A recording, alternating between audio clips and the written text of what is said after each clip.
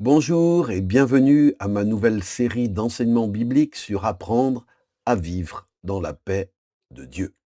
Vendredi dernier, nous avons étudié Philippiens 4, versets 6 et 7, qui nous révélait une première clé pour vivre dans la paix de Dieu. Aujourd'hui, nous allons en découvrir une deuxième au travers des deux versets suivants que je vous propose d'étudier, Philippiens 4, versets 8 et 9. Vous êtes prêts? Avez-vous besoin de la paix de Dieu? Si oui, alors écoutez bien. Philippiens 4, verset 8, je lis dans la version Bible du Semeur. Paul écrit: Enfin, frères et sœurs, nourrissez vos pensées de tout ce qui est vrai, noble, juste, pur, digne d'amour ou d'approbation, de tout ce qui est vertueux et mérite louange. Paul nous a dit dans les versets 6 et 7 comment recevoir la paix de Dieu au travers de l'accès à la prière. Mais pour demeurer dans cet état de paix intérieure, Paul, ici, nous invite, au verset 8, à des actions spécifiques, à savoir qu'il nous faut nourrir notre intériorité de bonnes choses. Si tu veux ne pas être en souci, tu as besoin de nourrir ton être intérieur avec de bonnes choses. Et voilà le régime proposé par l'apôtre Paul: nourrissez vos pensées, dit Paul, de choses vraies. Vous savez, on est bombardé constamment de mensonges, de manipulations, de fake news. Pour être dans la paix, il faut nourrir nos pensées de choses vraies. Ensuite, il est dit nourrir nos pensées de choses nobles, de choses justes, de choses pures, dignes d'honneur.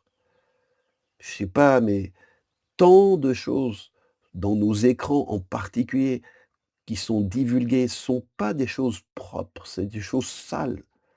On est souillé par nos écrans et ces choses-là, bien, volent la paix que Dieu nous a donnée. Il est dit: «Nourrissez vos pensées de choses dignes d'amour, dignes d'approbation», que les gens louent ces choses comme étant des choses belles, reconnues comme des choses bien. Nourrissez vos pensées, dit Paul, de choses vertueuses, c'est-à-dire de choses qui nous tirent vers le haut et non pas vers le bas. Des choses vertueuses, ce sont les choses qui honorent Dieu, qui sont agréables à Dieu. Ce sont, bien-aimés, ces choses-là, dit Paul, dont tu dois nourrir ton cœur et tes pensées. Ce sont ces choses-là qui doivent façonner tes journées, façonner ta manière de vivre. Nous devenons souvent ce dont nous nourrissons nos pensées. Oui, ce qui est dans tes pensées, qui nourrit tes pensées, c'est souvent ça qui va être la réalité de ta vie. Et c'est pourquoi le sage nous dit dans Proverbe 4, 23, garde ton cœur. Garde ton cœur, garde tes pensées plus que toute autre chose, car de lui proviennent les sources de la vie. Si ton cœur, tes pensées sont polluées, eh bien toute ta vie sera polluée, affectée. Si ton cœur, tes pensées, tu les laisses remplir de choses qui angoissent, qui stressent, qui salissent, eh bien tes os, ta vie sera aussi dans l'anxiété, sera souillée par ces choses. On ne peut pas, bien aimer, on ne peut pas passer nos journées à nous nourrir de peur, de polémiques, de catastrophes, de critiques, d'impudicité et espérer pouvoir vivre dans la paix de Dieu. Non, tu peux pas. Pour être dans la paix de Dieu, il faut que tu changes de régime. La paix de Dieu, elle est favorisée par une discipline de nos pensées. Ce que je laisse entrer continuellement dans mon esprit finira par influencer mon cœur. Or, mon cœur, c'est la source de ma vie, dit le sage. Et vous savez, c'est particulièrement vrai et important ce passage de Paul à notre époque des réseaux sociaux et des chaînes d'information en continu. On est sans cesse bombardé, saturé, sollicité par de multiples choses, clips, images, qui peuvent nourrir notre être intérieur, mais qui ne sont pas bonnes pour notre santé intérieure et pour la paix de Dieu dans notre cœur. Et je vais maintenant lire le verset qui suit ce verset 8, où Paul dit dans Philippiens 4, 9, toujours je lis dans la version Bible du Semeur, ce que vous avez appris et reçu de moi, dit Paul, ce que vous m'avez entendu dire et vu faire, mettez-le en pratique. Alors, le Dieu qui donne la paix sera avec vous. Voyez-vous, j'ai fait cette série sur apprendre à vivre dans la paix de Dieu. On a vu vendredi dernier la première clé, la première des ne vous mettez en souci pour rien, mais en toute chose faites connaître vos besoins à Dieu. C'est la première clé. On a vu aujourd'hui une deuxième clé, nourrissez vos pensées de tout ce qui est pur, noble, vertueux, digne de louange. Eh bien, ça, vous pouvez l'avoir entendu, vous, vous pouvez l'avoir appris. Mais si vous ne le mettez pas en pratique, cela ne vous servira de rien et ne vous amènera pas davantage dans cette paix que vous recherchez. C'est pourquoi Paul insiste, ce que vous avez appris et reçu de moi, ce que vous m'avez entendu dire, ce que vous m'avez vu faire. Voyez, Paul n'était pas seulement quelqu'un qui enseignait sur l'art de vivre selon Dieu, sur comment vivre dans la paix de Dieu, mais Paul le vivait. Paul vivait l'enseignement qu'il prêchait et enseignait aux autres. Et c'est pourquoi il dit ce que vous avez entendu et ce que vous avez vu dans ma vie, eh bien, mettez-le en pratique. Soyez mes imitateurs, comme Paul l'était du Christ. Bien-aimés, pour vivre dans la paix de Dieu, c'est la mise en pratique de sa parole qui le fera. Tu ne peux pas espérer recevoir la paix de Dieu sans mettre en pratique ces deux clés que nous avons étudiées dans cette série. Et maintenant, écoute bien ma conclusion de cette série.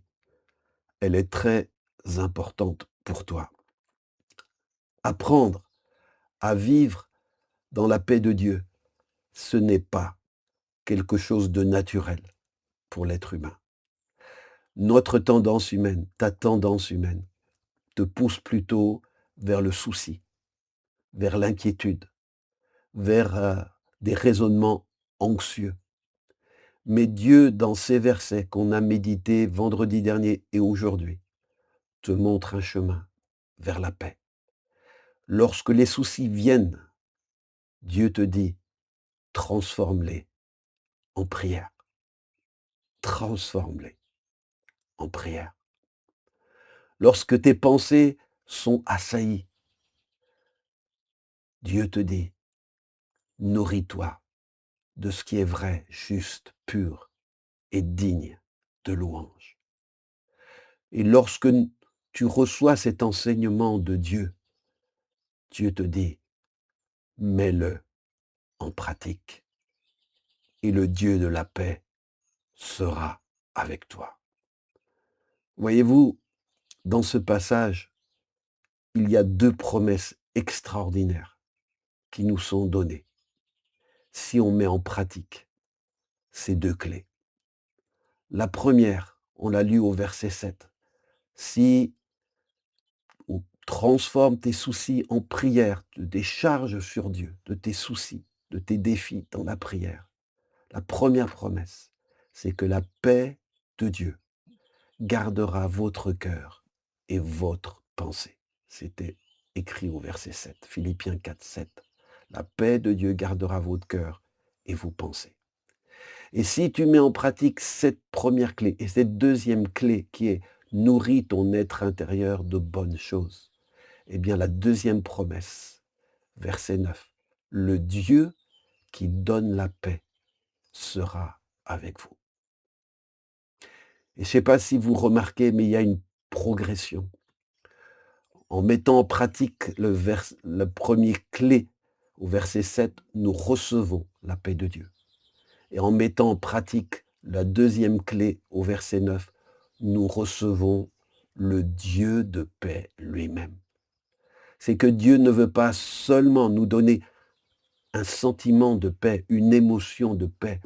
Il veut nous conduire dans une communion vivante avec lui, car la véritable paix, elle ne se trouve pas dans l'absence de problème, mais elle se trouve dans la présence de Dieu. Quand le Dieu de la paix est avec toi, marche avec toi, ton cœur et tes pensées connaîtront la paix. Même au milieu des difficultés de la vie, nous pouvons expérimenter cette paix surnaturelle que ni le monde, ni les hommes ne peuvent donner ni enlever, mais qui est un don de Dieu. Ô Seigneur, on a tant besoin de cette paix. Donne-nous cette paix. Aide-nous à nous décharger sur toi de tous nos soucis, parce que tu es bon et prendras soin de nous. Aide-nous à nous à enlever tout ce dont on se nourrit et qui appesantit notre âme et vole la paix que le Saint-Esprit veut nous donner. Donne-nous de nous attacher à ce qui édifie, à ce qui nous rapproche de toi, parce que nous avons besoin que toi, le Dieu de la paix, tu sois avec nous et tu marches avec nous. Et je termine par une remarque finale. Paul a écrit ce passage, Philippiens 4, versets 6 à 9, alors qu'il était en prison. Il a écrit ces mots depuis la prison. Cela donne un poids immense à son exhortation.